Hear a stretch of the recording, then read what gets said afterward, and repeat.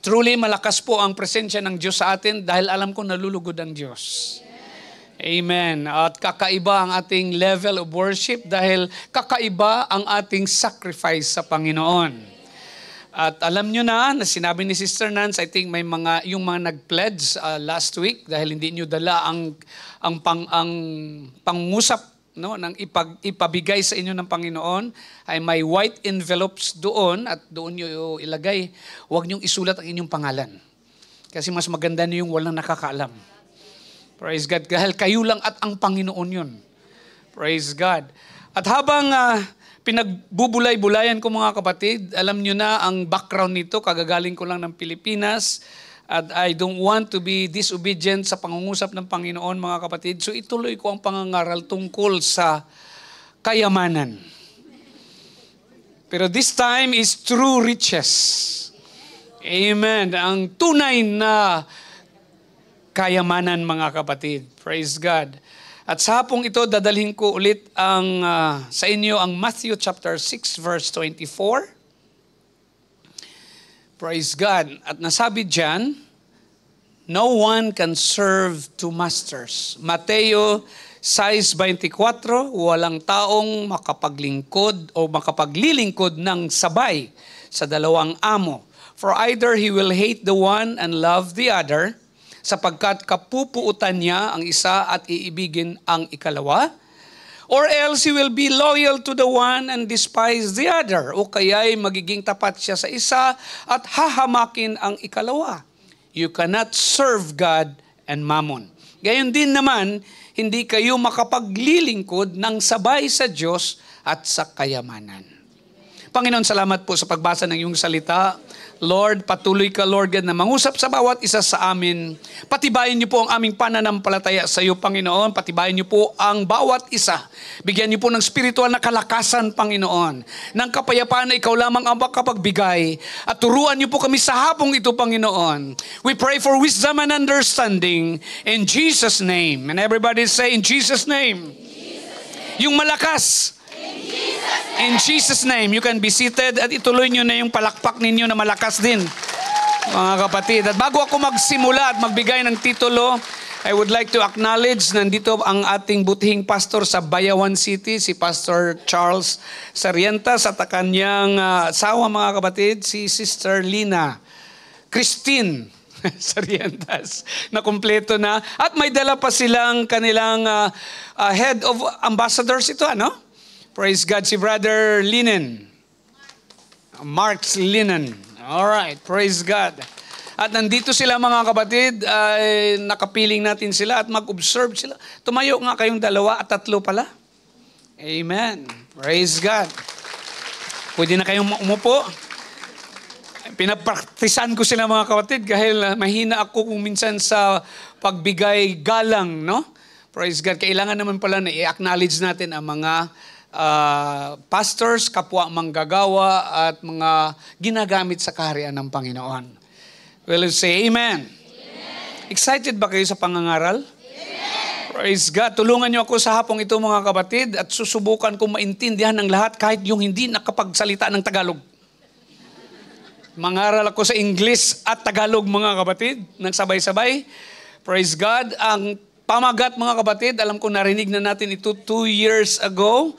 But kailangan ulit-ulitin. Sabi nga ni Sister Nance, hindi ko na maalala yung mga pinangaral mo. Kahit na yung nakaraang linggo, hindi ko na maalala eh. Anong titulo ng ating pinag-aralan last Sunday mga kapatid? A heart transplant. Amen. Sabi ng iba, sacrifice. Amen. So ngayon mga kapatid, sa teksto natin sa Matthew 6:24, pamagatan natin itong breaking the spirit of mammon. Okay? Praise God. Ang panalangin ko mga kapatid, ang expectation ko at pangungusap ng Panginoon ay mapatibay pa ang ating pagtitiwala sa Diyos at sa Kanyang salita. Dahil sa pamagat, Tagalogin ko, pagsira sa espiritu ng mammon. Sa Cebuano, pagbungkag sa espiritu sa mammon. Sa Ilocano, panangburak iti espiritu ni mammon. Galing, no? Amen. Parang hapon yun, puro ar. Amen. Sa hiligay nun, mga kapatid, pagguba sang espiritu sang mamon. Amen. So the Lord Jesus clearly states that it is possible to serve mammon instead of serving God. Malinaw na sinabi ng Panginoong Hesus na posibleng maglingkod sa mammon sa halip na maglingkod sa Diyos.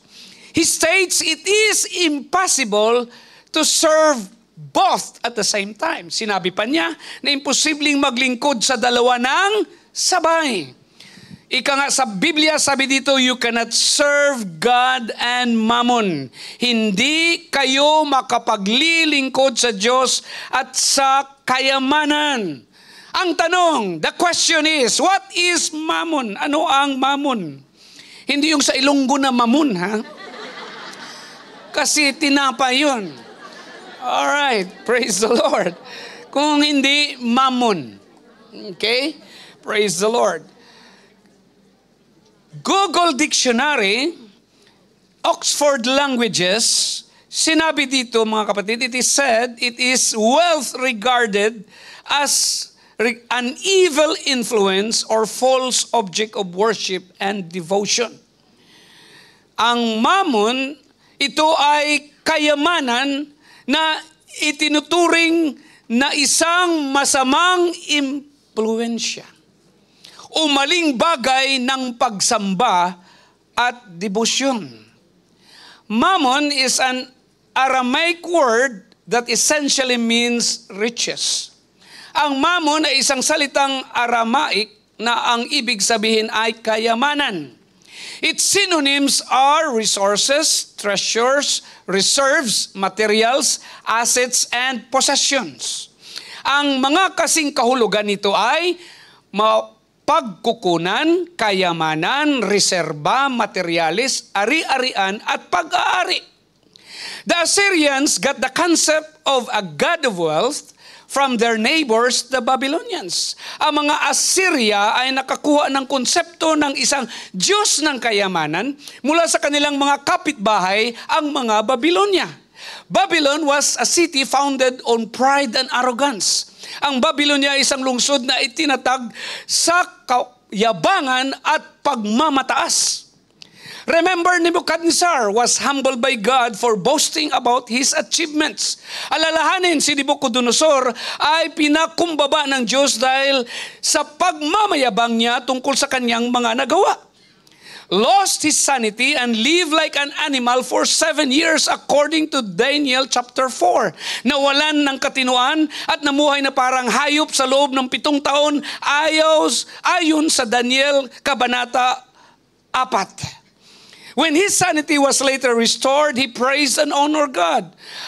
Nang ang kanyang katinuan ay naibalik sa kalaunan, pinuri at pinarangalan niya ang Diyos. At the heart of mammon is an attitude that says, sa puso ng mammon ay isang saloobin na nagsasabing, man doesn't need God. Hindi kailangan ng tao ang Diyos. Man is self-sufficient. Ang tao ay sapat na sa sarili.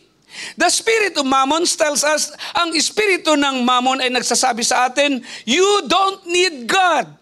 Trust in riches. Hindi mo kailangan ng Diyos. Magtiwala ka sa kayamanan. Mammon is the spirit that rests on money. Ang mammon ay espiritong nananahan sa pera. Did you know that all money has a spirit on it? Alam mo ba ang lahat ng pera ay may espiritu? It's either the spirit of God on it or the spirit of mammon. Maaring mayroong itong espiritu ng Diyos o espiritu ng mammon. Money is substituted to God and that is substituted to God and His purposes has the Spirit of God on it. Ang pera na isinusumiti sa Diyos at sa kanyang mga layunin ay mayroong espiritu ng Diyos. That is why it multiplies and cannot be eaten by the devourer. Kaya naman ito ay dumarami at hindi makakain ng mananakmal because God rebukes its devourer. Sapagkat sinasaway ng Diyos ang mananakmal nito. Wealth that is devoted to serving Him rather than trying to replace Him is blessed by God. Ang kayamanan na nakatalaga sa paglilingkod sa Kanya sa halip na subukang palitan siya ay pinagpala ng Diyos. On the other hand, money that is not submitted to God has the spirit of mammon on it. Sa kabilang banda naman, ang pera na hindi ibinigay sa Diyos ay may espiritu ng mammon ito. That's why people often try to use money to control or manipulate others. Kaya naman madalas na sinusubukan ng mga tao na gumamit ng pera para kontrolin o manipulahin ang iba. It's why people think money can bring them happiness or fulfillment. Ito ang dahilan kung bakit iniisip ng mga tao na ang pera ay maaaring magdulot sa kanila ng kaligayahan o katuparan. Mammon is basically the spirit of the world. And that spirit is a liar. Ang mammon ay karaniwang espiritu ng mundo at ang espiritong ito ay sinungaling. Praise God. Ano ang panuntunan ng mammon? What's the rule of mammon? The people most under the influence of the spirit of mammon, ang mga taong nasa ilalim ng impluensya ng espiritu ng mammon, tend to have the most fear about their money. May posibilidad nagkaroon ng pinakamaraming takot tungkol sa kanilang pera. I would like to pause for a while. Dahil yung takot kayong maubusan ng pera.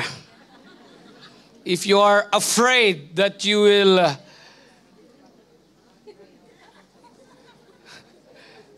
out of money, run out of money. Bato-bato sa langit. Natatakot kayo. Mammon wants to rule. Dahil ang mammon ay nais nitong mamuno. The spirit of mammon is looking for servants. Ang espiritu ng mammon ay naghahanap ng tagapaglingkod o maaalipin. It is seeking for worshipers. Ito ay naghanap ng mga mananamba. It will promise you everything but deliver nothing. Ipapangako nito sa iyo ang lahat, ngunit wala itong maibigay. Tingnan ko nga lang naman kung nasa hospital ka na at agaw buhay na. See if you are in the ICU. You see me. Kung may magagawa ang pera. Praise God. Even doctors will say, pray. Even doctors will say, you need a miracle. If you are in that situation. Praise the Lord. Hallelujah. Mammon promises us those things that only God can give. Ipinangako sa atin ni Mammon ang mga bagay na ang Diyos lamang ang makakapagbigay. Security, significance, identity, power, and freedom. Seguridad, kahalagahan, pagkakakilanlan, kapangyarihan, at kalayaan. Mammon tells us that it can save us from life's problems. Sinasabi sa atin ng Mammon na maaari nitong iligtas tayo sa mga problema sa buhay. And that money is the answer to every situation. At pera ang sagot sa bawat sitwasyon. Mammon says to buy and sell. Sabi ni Mammon na bumili at magbinta. God says to sow and reap. Sinabi ng Diyos na maghasik at magani. Mammon says to cheat and steal. Sinabi ni Mammon na mandaya at magnakaw. God says to give and receive. Sinabi ng Diyos na magbigay at tumanggap. It's no coincidence that in the book of Revelation, hindi nagkataon lamang na sa aklat ng pahayag, the Antichrist attempts to dominate people through the use of economics. Tinangka ng Antikristo na dominahin ang mga tao sa pamamagitan ng paggamit ng ekonomiya, preventing people from buying and selling unless they submit to him or take the mark. Pipigilan ang mga tao sa pagbili at pagbinta maliban kung sila ay nagpapasakop sa kanya at tatanggap ng marka, mga kapatid. The brief rule of Antichrist will be through the spirit of Mammon. Ang maikling tuntunin ng Antikristo ay sa pamamagitan ng espiritu ng Mammon. The spirit of Mammon stands in direct opposition to the Spirit of God. I think maintindihan nyo na sa oras na ito, mga kapatid. I think you can already, mga kapatid, Figure out what I am saying here. Ang espiritu ng mammon ay tuwirang sumasalungat sa espiritu ng Diyos. But money is not inherently evil. Ang pera hindi likas na masama. 1 Timothy 6:10, for the love of money is the root of all kinds of evil. Una Timoteo, sapagkat ang pag-ibig sa salapi ay ugat ng lahat ng uri ng kasamaan. For which some have strayed, sa King James, erred from the faith in their greediness. Na ang ilang nagnasa rito ay napalayo sa pananampalataya. And pierced themselves through with many sorrows. At tinusok ang kanilang mga sarili ng maraming kalungkutan o paghihinagpis sa buhay nila. The love or the worship of money is at the root of all kinds of evil. Ang pag-ibig o pagsamba sa pera ang ugat ng lahat ng uri ng kasamaan. Will you say praise the Lord? In other words, greed, covetousness, and selfishness are all manifestations of the spirit of mammon. Sa madaling salita, ang kasakiman, kaimbutan, at pagkamakasarili ay pawang pagpapakita ng espiritu ng mammon. Tanungin mo ang katabi mo, you ask your neighbor, anong klaseng espiritu mayroon ka? What kind of spirit do you have? Mammon says, take. Sinabi ni Mammon na kunin. God says to give. Sinabi ng Diyos na magbigay. Mammon is selfish. Si Mammon ay makasarili. God is generous. Ang Diyos ay mapagbigay. Amen. Palakpakan natin ang Panginoon. Hallelujah. Mammon is a spirit, and as a spirit, it talks to us all the time. Bilang isang espiritu, ito ay nakikipag-usap sa atin sa lahat ng oras. Tulad ng sinabi natin kung minsan, like we always remember that there is one angel on your left shoulder and another angel on your right shoulder. May anghel sa isang balikat mo, sa kaliwang balikat, at may anghel din sa kanan. Ang isa, espiritu ni Mammon. Ang isa, espiritu ng Diyos, mga kapatid. Praise the Lord. Nakikipag-usap sa atin sa lahat ng oras. Mammon says, if you have the right credit cards, kung mayroon kang tamang mga credit card, the right clothes, tamang damit, the right car, tamang kotse, the right house, tamang tirahan, and you live in the right neighborhood, and you know the right people, at nanirahan sa tamang lugar or HDB, at kilalanin ang mga tamang tao, you will be happy and fulfilled. Magiging masaya ka at kumpleto ka. Mammon tells you that if you had more money, people would listen to you. Sinasabi sa iyo ng Mammon na kung mayroon kang mas maraming pera, pakikinggan ka ng mga tao. That your relationship problems would go away and life would be sweet. Na mawawala ang iyong mga problema sa relasyon at magiging matamis ang buhay. That you could do what you want and live the way you want. Magagawa mo ang gusto mo at mamuhay ka sa paraang gusto mo. That's why be very careful with multi-level business opportunities because they often fed the spirit of Mammon. Kaya naman maging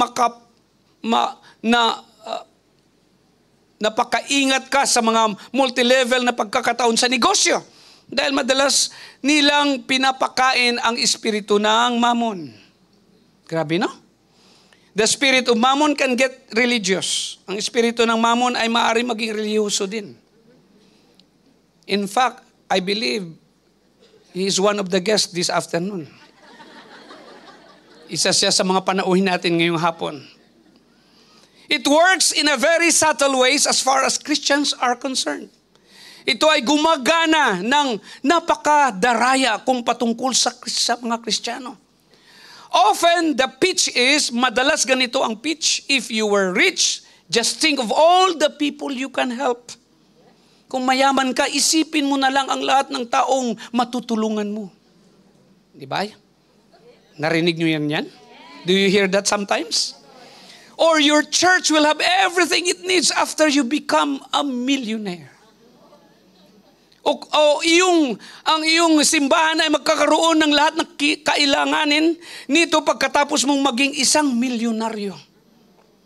Truth, God can help people without money. Katotohanan, makakatulong ang Diyos sa mga tao na walang pera. Na walang perang gagamitin. When we start thinking that having more money can solve most of our problems, kapag sino man sa ating isipin na ang pagkakaroon ng mas maraming pera ay makakalutas sa karamihan ng ating mga problema, it's a sign we're under the influence of the spirit of mammon. Ito ay isang sinyalis na tayo ay nasa ilalim ng impluensya ng espiritu ng mammon. Praise God. Huwag niyo akong tingnan na ganyan. Don't look at me like that. Jesus is not telling us to hate money. Hindi sinabi sa atin ng Panginoong Jesus na kaputan ng pera. He is saying that if we love money, sinabi niya na kung mahal natin siya. No, if we love Him, sorry. He is saying that if we love Him, sinabi niya na kung mahal natin siya, we will hate the greedy, selfish, lying, deceiving, antichrist spirit that operates through money worship called mammon. Amen. Sinabi niya na kung mahal natin siya, kapuputan natin ang sakim, makasarili, sinungaling, panlilinlang, mala antikristo na espiritu na kumikilos sa pamamagitan ng pagsamba sa pera, tinatawag na mammon. Jesus proclaimed, ipinahayag ni Jesus, for either He will hate the one and love the other, sapagkat kapuputan niya ang isa at iibigin ang ikalawa, or else He will be loyal to the one and despise the other, o kaya'y magiging tapat siya sa isa at hahamakin ang ikalawa. Every time God speaks to you about giving sacrificially, be sure the voice of mammon is there whispering to you also. I think it happened last week. Sa tuwing magsalita ang Diyos sa iyo tungkol sa pagbigay ng sakripisyo, siguraduhin naroon ang tinig ng mammon na bumubulong din sa iyo. Do you remember what I told you last week? Sinabi ko mga kapatid sa inyo nakaraang linggo, obey the voice of God. Sundin ang tinig ng Diyos. Praise God. Siguro magtatanong kayo, you will ask, what are true riches? Ano ang tunay na kayamanan? Praise God. Ang tunay na kayamanan, una mga kapatid, matutuklasan natin, we will discover choosing between God and mammon first. Luke 16, 9 to 13. Lucas 16, kapitulo 16, versikulo 9 hanggang 9 na. Siyam hanggang 13. And I say unto you, kaya sinabi ko sa inyo, make friends for yourselves by unrighteous mammon. Makipagkaibigan kayo para sa inyong mga sarili sa pamamagitan ng mayaman ng kalikuan. That when you fail, upang kung ito'y maubos na, they may receive you into an everlasting home. Ay kanyang tanggapin kayo sa mga walang hanggang tahanan. Verse 10, He who is faithful in what is least is faithful also in much. Ang tapat sa kakaunti ay tapat din sa marami. Amen. That's why when you ask for more, see what you have first. Are you faithful with what you have? Tingnan mo muna kung tapat ka sa kakaunti. And he who is unjust in what is least is unjust also in much. At ang di tapat sa kakaunti ay di rin naman tapat sa marami. Therefore, if you have not been faithful in the unrighteous mammon, kung kayo nga'y hindi naging tapat sa kayamanan ng kalikuan, who will commit to your trust the true riches? Sino ang magtitiwala sa inyong mga tunay na kayamanan? And if you have not been faithful in what is another man's, at kung hindi kayo naging tapat sa kayamanan ng iba, and everybody say amen? Dahil may trabaho tayong lahat, we have work, praise God, who will give you what is your own? Sino sa inyo ang magbibigay ng sarili ninyong pag-aari? Verse 13, itong pinakamaganda. No servant can serve two masters. Walang aliping makapaglingkod sa dalawang Panginoon. For either he will hate the other and love the other, sapagkat kaputan niya ang isa at ibigin ang ikalawa, or else he will be loyal to the one and despise the other. Magkahawig po sa Matthew 6, di po ba mga kapatid? O kaya maging tapat sa isa at hamakin ang ikalawa, you cannot serve God and mammon. That's the second witness in the Bible. Hindi kayo makapaglingkod sa Diyos at sa mga kayamanan. Here in this verse, Jesus calls mammon unrighteous. Tinawag ng Diyos, tinawag ng Panginoong Jesus na hindi matuwid ang mammon. But note that He wasn't calling money unrighteous. Balikan ko ito. Ngunit tandaan na hindi niya tinawag na hindi matuwid ang pera. Mammon and money aren't synonymous. Ang mammon at pera ay hindi magkasing kahulugan. Because there are some translations that translate mammon into money. But in the context, mga kapatid, sa original, they are not the same. Hindi sila parehas. Jesus was calling the spirit that rests on money and righteous. Tinatawag ng Panginoong Hesus na hindi matuwid ang espiritu na maaaring mananahan sa pera. Praise God. Sino bang may pera dito? Anyone has paper bill? May espiritu yan. It has a spirit. Money can be used for either unrighteous or righteous purposes. Maaaring gamitin ang pera para sa alinman na hindi matuwid o matuwid na mga layunin. It can be used for temporal or eternal purposes. Ito ay maaaring gamitin para sa temporal o walang hanggang layunin. We are to use our money for that which is eternal. Dapat nating gamitin ang ating pera para doon sa mga bagay na walang hanggan. And what in our lives is eternal? Ano sa ating buhay ang walang hanggan? The only lasting things that you will encounter today are people. Ang tanging pangmatagalang bagay na walang hanggan, mga kapatid, na makakatagpo mo ngayon ay mga tao. Sabihin mo sa katabi mo, say to your neighbor, that's you, ikaw yun. Your human soul is eternal. Ang kaluluwa mo ay walang hanggan. And this is the blessing. This is understanding. God can turn money into souls. Maaring maging kaluluwa. Praise God. Gawing ng Diyos ang pera na magiging kaluluwa, mga kapatid. Kaligtasan. He is the only one who can transform unrighteous mammon into riches. Siya lamang po makapagbabago ng di matuwid na mammon sa tunay na kayamanan. Matthew 6:19-21. Do not lay up for yourselves treasures on earth. Ito na. Huwag kayong magtipon ng mga kayamanan para sa inyong sarili sa lupa, where moth and rust destroy and where thieves break in and steal. Na dito ay naninira ang bukbok at ang kalawang at ang mga magnanakaw ay nakakapasok at nakakapagnakaw. But lay up for yourselves treasures in heaven. Kundi magtipon kayo ng pera para sa inyong sarili na mga kayamanang sa langit, where neither moth nor rust destroys and where thieves do not break in and steal. Na doon ang bukbok at ang kalawang ay hindi makapaninira at ang mga magnanakaw ay hindi makakapasok ni makakapagnakaw. For where your treasure is,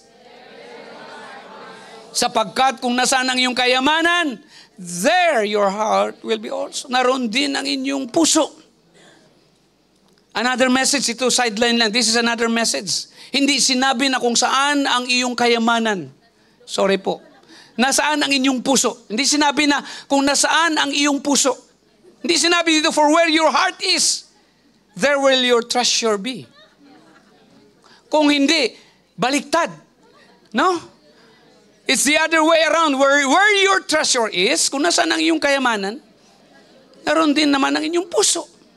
That's why it is important to invest in spiritual things. Mag-invest po tayo sa mga spiritual na bagay. Dahil kung mag-invest tayo sa spiritual na bagay, naruroon ang iyong puso. Tingnan nyo mag-invest sa lupa, house and lot in the Philippines. Naruroon ang inyong puso. You buy condominium, house and lot, farming lands in the Philippines. You buy mountains, you buy islands. There will your heart be also. Nandoon din ang iyong puso. That's why serving the Lord now is secondary. Baka marimati ang aking hinulog-hulugan.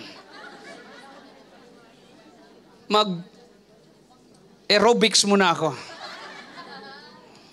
Hindi ko na yan mga kapatid. Kayo na lang, naintindihan nyo na yun. Praise God. When we use money for righteous purposes, we are laying up treasures in heaven. Kapag gumagamit tayo ng pera para sa matuwid na layunin, tayo ay nag-iipon ng kayamanan sa langit. That's why we wanted to support churches and ministries that are investing in people. If we want to help, mga kapatid, praise God, we might as well help those churches that are growing. Yun ang dahilan kung bakit gusto nating suportahan ng mga simbahan at ministeryo na namumuhunan sa mga tao. Hindi pansarili. Praise God. Because who knows, some of them are building their own kingdom. They will say to us, we are also kingdom-minded. Sabihin nila, kingdom-minded man din kami. Ang tanong, the question is, which kingdom? Whose kingdom? Praise God. Tingnan nyo lang yung kingdom na kulungan na ang pupuntahan. Amen. So thank you, Joy Fellowship. Thank you, Tabernacle of Joy. Joy Fellowship. Because of your giving, you are letting God turn unrighteous mammon into heavenly treasure. Praise God. Praise the Lord. Salamat, Tabernacle of Joy, Joy Fellowship. Praise God. Dahil pinayagan o pagpayag sa Diyos na gawing makalangit ng kayamanan ang di na matutuwid na mammon. Money represents your life. Money represents your blood and sacrifices. Diba? It represents ng buhay natin ito, pawis at dugo, mga kapatid. That's why the Word of God, His Word, challenges us or tests us in our money. Ang pagsubok, na pinakamagandang pagsubok na makikita natin, mga kapatid, ay sa pera. Totoo po yan. Praise the Lord. Hindi nila ako, another message din yan. May pangalawa na akong utang sa inyo. Now I owe you 2 messages. God uses money to facilitate and spread the gospel. Ginagamit ng Diyos ang pera upang mapadali at maipalaganap ang ebanghelyo. This explains why the enemy of our souls works so hard to corrupt and distort our thoughts about money. Ito ang napakaliwanag na dahilan kung bakit ang kaaway ng ating mga kaluluwa ay nagsisikap na sirain at ibaluktot ang ating mga kaisipan tungkol sa pera. At most of the time, the enemy will accuse us. Aakusahan tayo ng kaaway. Oh, you give all your money to the church, ha? Good business, le. Ha? That's why, sabihin nila sa atin, oh, binigay mo ng lahat. Hindi ka na nagpadala dito sa amin. Praise God. Last time narinig niyo ako, di ba nagsabi ako, last time I told you, praise God, that they are already suffering hunger in the Philippines because you don't send your money to your family, you give it to the church. Praise God. Ang katunayan, mga kapatid, tamad sila dahil wala silang pera. Amen. At sa Diyos sila dapat lalapit, hindi sa tao. The devil knows that God can take temporal money and turn it into eternal souls. Nasabi ko na yan kanina, ang Diyos lamang makagawa ng pera at gawin itong mga kaluluwang walang hanggan. He knows that the more money we give to church, the more souls are going to be saved. Alam niya na kung mas maraming pera ang ibinigay natin sa simbahan, mas maraming kaluluwa ang maliligtas. The more the kingdom of God is going to be advanced and the kingdom of darkness is going to fall. Kaya mas iuunlad na ang kaharian ng Diyos at babagsak ang kaharian ng kadiliman. You might be thinking, maaring iniisip mo ito, I don't have enough money, le. I don't have enough of this unrighteous mammon. O to make any of this relevant to me. Ano ba yung pinagsasabi mo, Pastor? Praise God. Maaring wala akong sapat. Wala akong sapat na pera o itong sinasabi mong di matuwid na mammon. Na ito upang gawin sa mga ito ay parang wala itong kaugnayan sa aking pastor. Praise God. Ang sagot ko, my answer is, you will never will if you don't embrace this principle. Pinasahan ko na kayo ng scriptures. Hindi mo gagawin kung hindi mo tatanggapin ang prinsipyong ito na sa salita ng Diyos. Balikan ko. Kala nyo, tapos na ako ha. You thought I'm finished mga kapatid. We're not done yet. Luke 16:10. Lucas 16 na ano yun? Alright. Talata ata yun. Praise God. Verse 10. He who is faithful in what is least is also faithful also in much, and he who is unjust in what is least is unjust also in much. Ang tapat sa kakaunti ay tapat din sa marami, at ang di tapat sa kakaunti ay di rin naman tapat sa marami. If you have just a little bit of money, you are a perfect candidate for blessings. Kaunti lang nagamit na. Kung mayroon ka lamang kaunting pera, ikaw isang perpektong kandidato para sa pagpapala.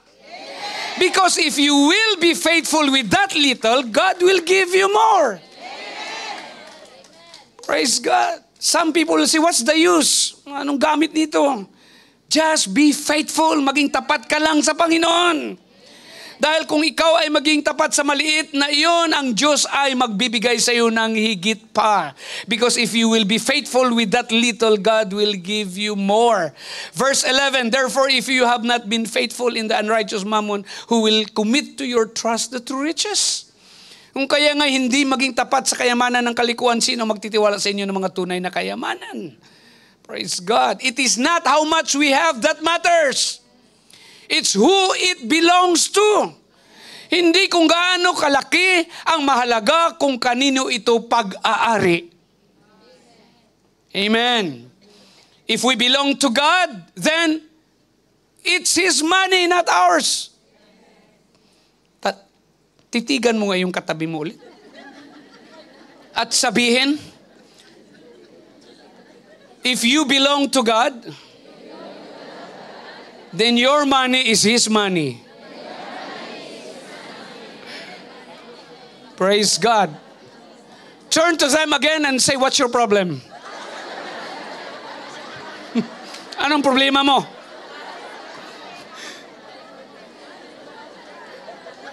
I must be faithful. Balikan niyo siya ulit. I must be faithful. Because it's not mine. It is God's.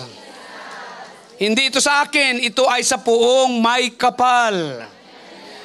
And each new day brings a test for my stewardship. Bawat bagong araw ay nagdadala ng pagsubok sa aking pangangasiwa. Amen. But God wants to transform us. Gusto ng Diyos ang complete transformation. God wants us to be transformed completely, isang kompletong pagbabago. Praise God. Lingunin mo ang sa likod mo, gusto mong magbago. Yung iba pintuan na sa likod. Alright. Balik kayo dito. Wala na akong time, oh. Ano na lang, 10 minutes na lang ako. I have only 10 minutes left. I am not presenting giving or teaching you this principle as a get-rich-quick scheme. Hindi ito isang pamamaraan na mabilisang pagyaman. Remember what I told you last week? Anong sinabi ko sa inyo last week? Let's focus on the giving, not on the reward or getting. Getting or the reward is automatic. And in God's time, it will come. Siksik, liglig, at umaapaw sa inyong mga sisidlan. Amen. But focus on giving. On the contrary, I am presenting it as a lay down your life challenge. Isa itong hamon sa inyong buhay. Ibigay niyo ba ang buhay niyo sa Panginoon? I told you, ang money, ang pera is your sweat, your blood, and your life. Amen. At hindi na muna ako pupunta doon sa Malakayas, mga kapatid, o sa Malakay. I will not go to Malakay, mga kapatid, but that is the only verse that tells us that we can challenge God on this. Yun lang ang bersikulo nagsasabi, pwede nating subukan ng Diyos. Wala nang iba. Subukan natin siya dahil nakaugnay, mga kapatid, ang ikapo at pagbibigay natin sa ating buhay. God speaks to us about our money, so does the spirit of mammon. Ulitin ko, I will repeat. Praise God. Nagsasalita po, nagbubulong po. Praise God. Hallelujah. Ang Diyos patungkol sa ating pera at hindi rin magpapaiwan si mammon. Kanino ka makikinig? Praise God. To whom are you listening? If you listen, ikaw na lang makasagot. Then that is your master. Praise God. But don't forget, huwag kalimutan, mammon has friends. May kaibigan siya. May mga kaibigan si mammon. Just as the spirit of mammon will keep you from living the blessed life, kung paano ang espiritu ng mammon ay pipigil sa inyo mamuhay ng pinagpalang buhay. Sa John 10, di ba? God, He came that we might have life, that we might have it more abundantly. Sa ganang buhay. Mayroon ding tinatawag na kaibigan si mammon at that is the spirit of poverty and the spirit of pride. May dalawa siyang kaibigan. 3 na sila ngayon. Ha? Ang espiritu ni mammon, may 2 siyang kaibigan. Espiritu ng kahirapan at espiritu ng pagmamataas o pagmamayabang. A spirit of poverty will cause you to be ashamed of the blessings of God. Ang espiritu ng kahirapan ay magdudulot sa iyo ng inaikahiya ang mga pagpapala ng Diyos. Praise God. Listen to me, makinig kayo sa akin. If you are faithful, generous steward, you will be blessed. Kung ikaw isang tapat, mapagbigay, nakatiwala, ikaw ay pagpapalain. There is no avoiding it. Hindi ito maiiwasan. The more you give away, kung mas marami kang ibibigay, the more God bestows. Mas maraming ipagkakaloob ang Diyos. Being a giver will result in blessings. Ang pagiging mapagbigay ay magbubunga ng mga pagpapala. The devil can't stop it, but he can try to make you ashamed of it. Hindi ito mapipigilan ng dyablo, mga kapatid. Kung maaring nga, ang gagawin niya, mga kapatid, ay subukang ipahiya ka nito. And this is the job, ito ang gawain of the spirit of poverty, espiritu or diwa ng kahirapan. Nangungusap ang diwa na yan dito. Praise God. Alam niyo ba, mga kapatid, do you know that I've seen it afflict both the poor and the wealthy. Nakita kong pinahihirapan nito kapwa ang mahihirap at mayayaman. Itong spirit of poverty. It manifests itself as a sense of shame and guilt about being blessed by God. Kahit mayayaman, mga kapatid, hindi sinasanto ng diwa or espiritu ng poverty. Yan na yun. Hindi ko mabigkas, mga kapatid. Wala ata yan sa vocabulary ko. Praise God. Praise the Lord. Ito ay nagpapakita ng sarili bilang isang pakiramdam ng kahihiyan at pagkakasala, guilt, tungkol sa pagiging pinagpala ng Diyos. By doing things God's way, sa pamamagitan ng paggawa ng mga bagay sa paraan ng Diyos, many believers receive blessings and somehow feel as if they have to apologize for them. Maraming mananampalataya ang tumatanggap ng mga pagpapala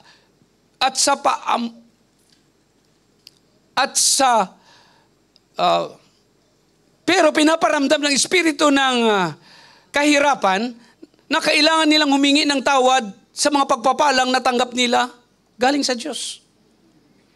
Sasabihin ko sa atin ngayon, don't ever allow the enemy to make you ashamed of God's blessings. Huwag mong hayaan na ipahiya ka ng kaaway sa mga pagpapala ng Diyos sa buhay mo. Remember that. Tandaan natin yan. Now, itong isa pang kaibigan. Yes, malapit na matapos. A spirit of pride, ang espiritu ng pagmamataas o pagmamayabang, says, you've earned this stuff because of your hard work, because of your ingenuity and talent that made it happen. Sabi ng pride, ganda yung sinabi kanina ng ating mga ngaral kaninang umaga, pride sabon yan. Hindi yan ugali.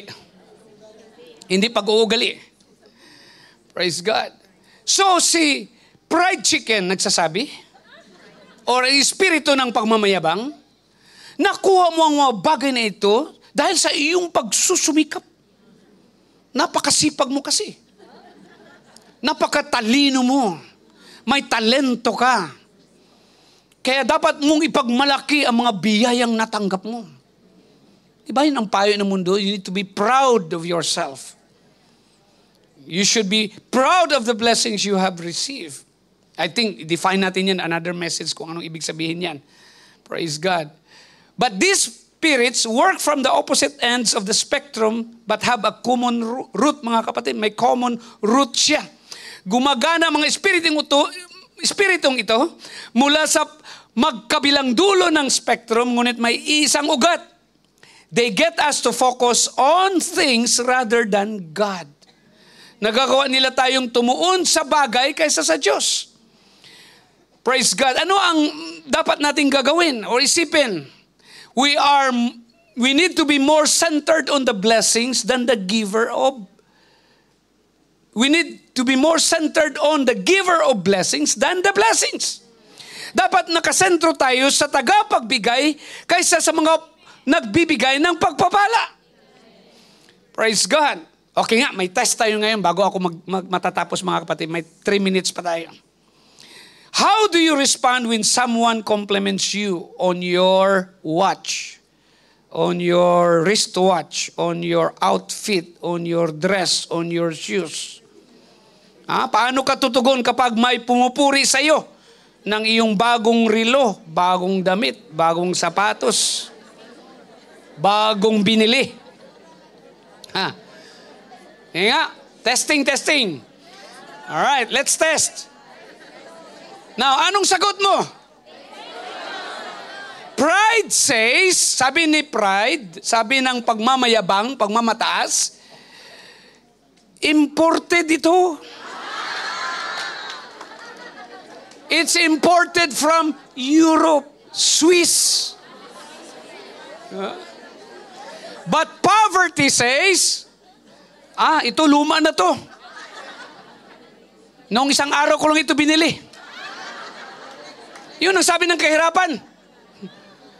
Binili ko lang ito sa pinakamurang tindahan dyan sa kanto. I just bought it from the cheapest store. But the spirit, yun ang spirit of pride, mga kapatid. The spirit of pride tries to make people think we paid more than things that we did. No? Ang spirito ng pagmamataas ay nagsisikap na isipin ng mga tao na mas binayaran ito natin ng mas mataas na halaga, mga kapatid. At ang diwa naman ng kahirapan, the spirit of poverty, wants people to think we paid less. No, mababa lang ang binayad natin. Praise God. Poverty feels the need to justify purchases and possessions because it equates blessing with evil. Naramdaman ng kahirapan or espiritu ng kahirapan ang pangangailangan na bigyang katuwiran ang mga pagbili at pag-aari dahil tinutumbas nito ang pagpapala sa kasamaan. Okay? Praise God. I can't let you think I spend very much money on anything because that would mean I'm not spiritual. Hindi maaaring hayaan na isipin mo na gumastos ako na napakaraming pera sa anumang bagay dahil nangangahulugan iyon na hindi ako spiritual. See the trap? Nakikita natin ang bitag, mga kapatid? Let's expose that poverty mentality. Ilantad natin ang kaisipan ng kahirapan. Praise God. May patuto dito. Wala na akong time mga kapatid. Pero sabi ng isang pastor mga kapatid, this is true story. Patuto ng isang pastor, one pastor's testimony. He said that poverty mentality was especially strong because I have been in the ministry all my adult life. Aniya, malakas ang mentalidad ng kahirapan dahil nasa ministry ako na sa buong buhay ko, mula bata hanggang lumaki, hanggang naging pastor. At ito sinabi niya mga kapatid, and everyone knows that preachers are supposed to be poor. Alam daw ng lahat na mahirap daw ang mga mangangaral. Pero nirebuke siya ng Panginoon. The Lord said to him, Son, I never speak to you through guilt or condemnation. Sinabi ng Panginoon, anak, hindi ako nagsasalita sa iyo sa pamamagitan ng pagkakasala o ng guilt mga kapatid o pagkondina. That's why you don't have to justify your situation, your purchases to anyone but God. Hindi mo kailangang bigyang katuwiran ang iyong pagbili sa sinuman maliban sa Diyos. If God gives you peace about buying something, don't worry about what anyone else thinks about it. Kung binigyan ka ng Diyos ng kapayapaan tungkol sa pagbili ng isang bagay, huwag mag-alala tungkol kung ano ang iniisip ng iba tungkol dito. Praise the Lord. Hallelujah. God uses things to test our hearts and reveal what's inside. Ginagamit ng Diyos ang mga bagay upang subukin ang ating mga puso at ihayag kung ano ang nasa loob nito. It's the physical things that shows what is in our heart. God not only uses our stuff to test us, but He uses other stuff as well. Hindi lamang ginagamit ng Diyos ang ating mga bagay or upang subukan tayo, ngunit ginagamit din niya ang mga bagay ng ibang tao. Ano ang 10th commandment mga kapatid? What is the 10th commandment? You shall not covet your neighbor's things or stuff.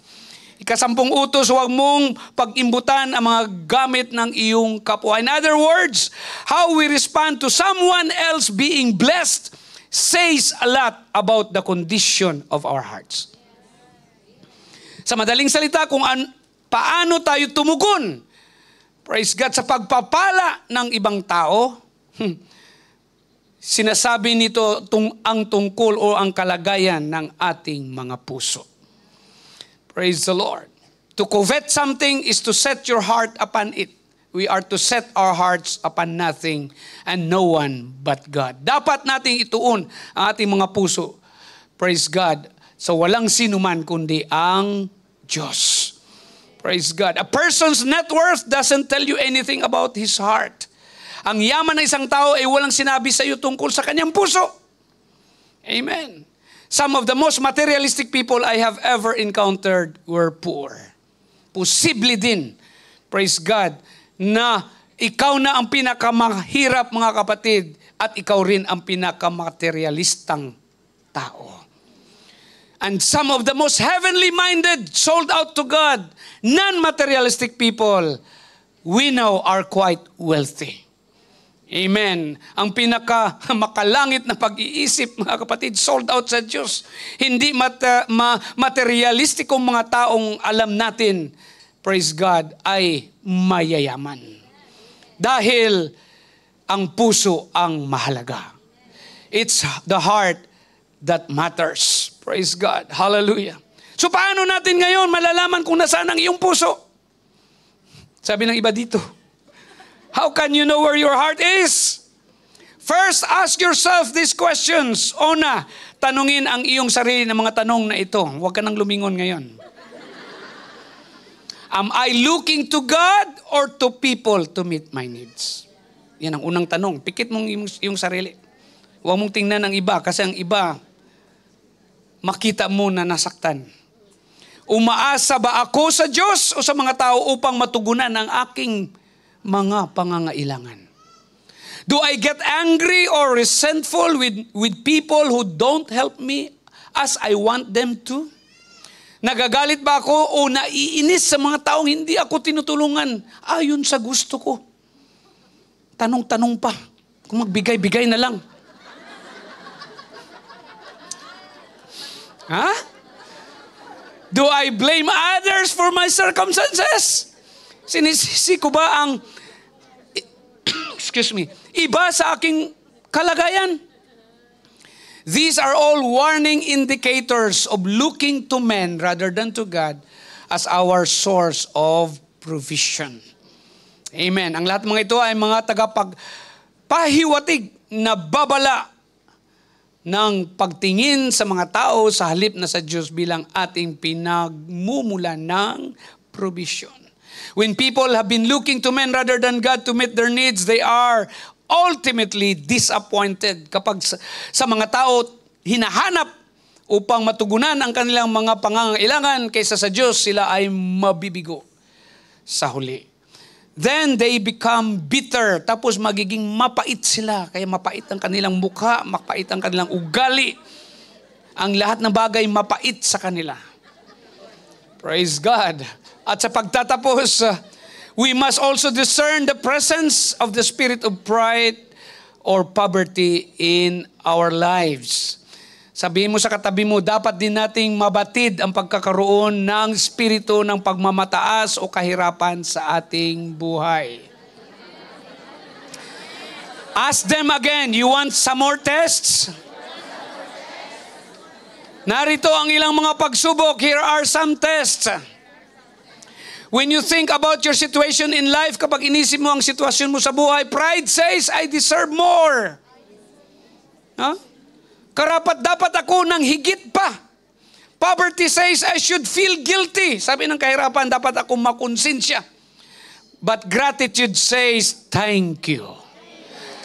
Kaya salamat mga kapatid, pasado kayong lahat. Sinabi niyo sa akin kanina, kung pinuri ka, anong sagot? Praise the Lord. Tumayo tayo mga kapatid, pasado na kayo. Praise the Lord. Praise the Lord. At ito pa mga kapatid, hindi ito time papunta ng toilet. When someone says, kapag may nagsabi, wow, you have a nice house. Ang ganda ng bahay mo. Pride says, you are going to build a bigger one. Magpapagawa pa kami ng mas malaki. Hindi lang yan. Poverty says, it was a foreclosure. Huh? Narimata kasi. Kaya binili na lang namin, mura eh. But gratitude says, thank you. The Lord blessed us. Amen. Salamat, pinagpala tayo ng Panginoon. When someone says, that's a nice dress or a nice suit. Amen. Ang ganda ng iyong damit, ang ganda ng iyong suot. Pride says it's tailor-made. Pinagawa ko yan dyan sa Chinatown. Pinasadya ko yan. Poverty says, binili ko lang yan, half price. But gratitude says, thank you. And the Lord blessed us. Praise God. Hallelujah. Pag may nabili kang sasakyan, napakagandang kotse na yan. Pride says, mayroon akong 3. Yan, isa lang yan nakita mo. Poverty says, company car yan. Sa katunayan, ikaw ang bumili eh. Gratitude says, I think nakuha nyo na mga kapatid. Praise the Lord. Hallelujah. Amen. So don't fall into comparison trap. Huwag mahulog sa bitag ng paghahambing. Praise God. Hallelujah. Pag marami kang pera, anong sabi ng pride? Kinita ko ito eh. May bago kang iPhone, sabi mo, kinita ko ito eh. But poverty says, sabi naman ng kahirapan, hindi ko dapat ito makuha, kaso lang, hindi ito na yun eh. Gratitude says, I receive it by grace. Amen. Praise God. So ingatan natin ang dalawang kaibigan ng espiritu ng Mammon. Kailangan ituwid natin mga kapatid. Remember that although we have worked hard, tandaan na bagamat nagsumikap tayo, it has been God's blessing on our lives that has produced anything good. Ang pagpapala ng Diyos sa ating buhay ay nagbubunga ng anumang mabuti. Kaya tayo tumatanggap. Last scripture, Deuteronomy 8:18, and you shall remember the Lord your God, kundi alalahanin mo ang Panginoon mong Diyos, for it is He who gives you power to get wealth. Sapagkat siya ang nagbigay sa iyo ng kapangyarihan upang magkaroon ka ng kayamanan. That He may establish His covenant, which He swore to your fathers as it is this day. Upang kanyang papagtibayin ang kanyang tipan na kanyang ipinangako sa inyong mga ninuno gaya sa araw na ito. Kasama tayo doon, mga kapatid. Praise God. We are also in covenant with God. And the father of our faith is Father Abraham. Praise God. At dito, mga kapatid, sa bayan ng Israel, ipinangako ito ng Panginoon. Praise God. Sinabi niya sa contemporary version ng Tagalog, mga kapatid, pero alalahanin ninyo na ang Panginoon na inyong Diyos ang siyang nagbigay sa inyo ng kakayahang maging mayaman. At ginawa niya ito para matupad niya ang kasunduan niya sa inyong mga ninuno katulad ng ginawa niya ngayon. So once again, praise God, laking pasalamat ko, mga kapatid, sa Panginoon dahil hindi mahirap kayong pagpastoran. Salamat talaga sa Panginoon, mga kapatid, hindi ako iiyak. Pero look what the Lord has done. Praise God. Alam niyo ba, nung tinawag ako ng Panginoon, mga kapatid, pinakita sa akin ng Diyos ang napakaraming tao. Totoo yan. Bago pa ako tinawag dito, bago pa ako nakaapak dito sa Singapore, bago pa ako nakapag-asawa. Noong new convert ako, mga kapatid, pinakita ng Diyos na gagamitin niya ako magsalita. Sa napakaraming tao. Pero kabaliktaran minsan ang panaginip, Brother Bong, Pastor Bong. Nakita ko ang mga tao, they resist God's word sa panaginip ko. Tumatalbog lang pinagsasalita ko.